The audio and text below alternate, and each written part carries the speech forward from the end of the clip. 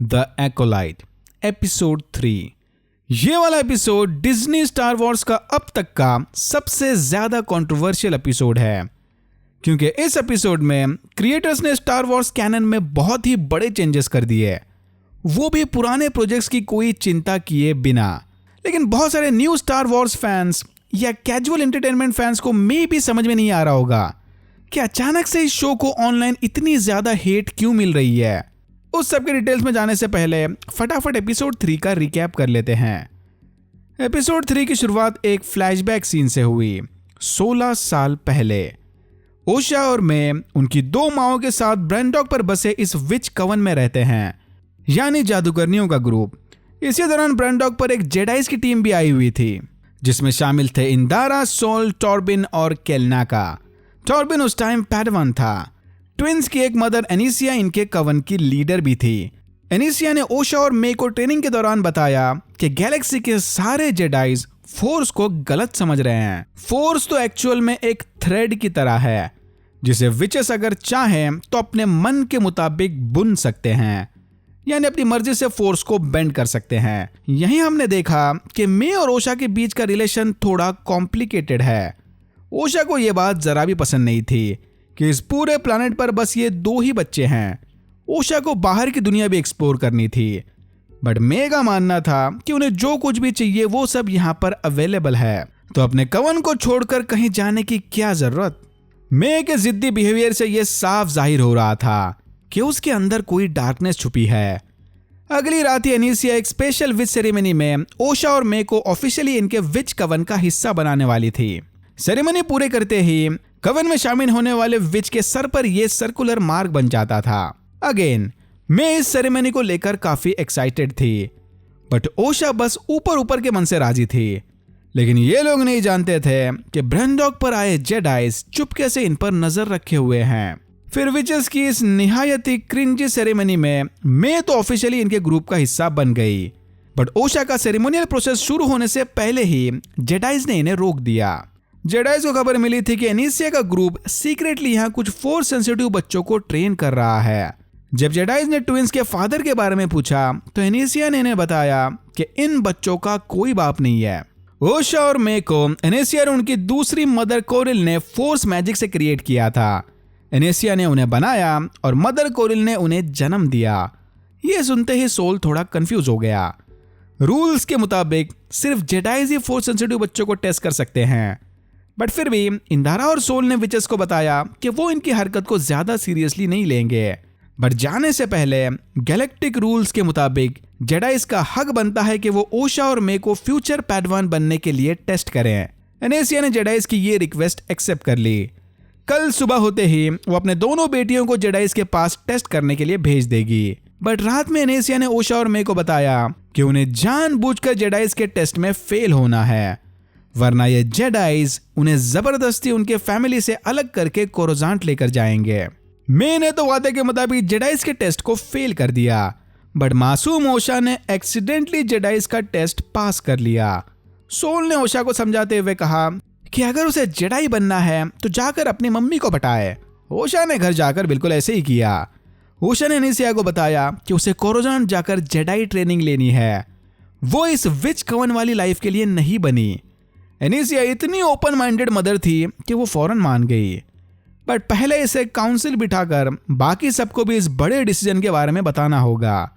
Mummy तो मान गई, बट ओशा की सन की बहन मे इस बात से जरा भी खुश नहीं थी कि ओशा उसे छोड़कर किसी और के साथ जाना चाहती है। तू मेरी नहीं हो सकती तो किसी और की भी नहीं हो सकती। इतना बोलकर मे ने ओशा को उसके रूम में लॉक कर दिया और बाहर से आग लगा दी। धीरे धीरे ये आग सारे टेम्पल में फैल गई और एनिसिया समेत एक एक करके सारे विचेस मारे गए। ओशा किसी तरह अपने रूम से भागकर इस टूटे हुए ब्रिज पर आ गई, जिसके दूसरे साइड मे खड़ी थी। मे को फाइनली रियलाइज हुआ कि उसने ये आग लगाकर कितनी बड़ी गलती कर दी, बट अब काफी देर हो चुकी है। फिर एक धमाके में यह ब्रिज टूटकर गिर गया।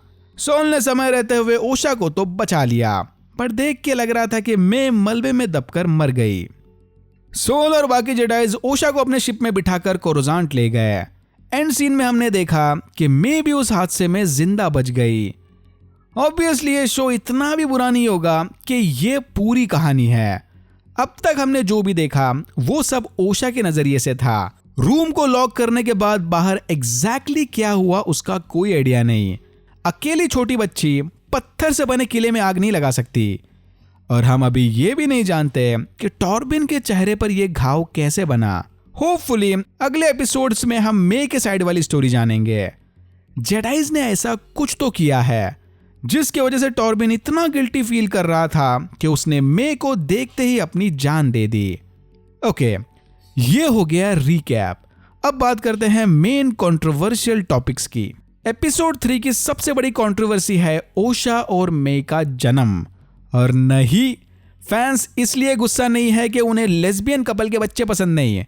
इसका रेस, जेंडर, सेक्सुअलिटी से कोई लेना देना नहीं है। फैंस का मेन प्रॉब्लम है एनिसिया का फोर्स यूज करके बच्चे पैदा करना। स्टार वॉर्स की स्टोरी में अब तक सिर्फ एक ही फोर्स सेंसिटिव बच्चा ऐसा था जो बिना बाप का पैदा हुआ है, द चोजन वन, एनाकिन स्काईवॉकर, जिसे फोर्स ने खुद चूज करके पैदा किया था। एकोलाइट की कहानी इस सब के बरसों पहले की है, यानी एनाकिन अब स्पेशल चोजन वन नहीं रहा। भाई अब तो कोई भी पावर कपल अपने विल पावर से फोर्स बच्चे पैदा कर सकते हैं। इतना ही नहीं, show creators honestly star Wars के बारे में कुछ भी नहीं जानते। एपिसोड 3 में इन्होंने फोर्स को थ्रेड की तरह बुलाया है जिसे ये लोग बुन सकते हैं, यानी एग्जैक्टली व्हील ऑफ टाइम के वन पावर की तरह। बट नहीं, कंफ्यूज मत होना, राइटर्स ने बोला है ना, फोर्स वन पावर नहीं है, force is power of one, power of two, power of many. एक और चीज, पता नहीं क्यों डिज्नी स्टार वॉर्स जेडाइज की नेगेटिव इमेज क्रिएट कर रहे हैं। हाँ, कुछ जेडाइज बुली टाइप के थे, बट इसका मतलब ये नहीं कि जेडाई काउंसिल गैलेक्सी से फोर्स सेंसिटिव बच्चे किडनैप करके उन्हें ट्रेन किया करते हैं।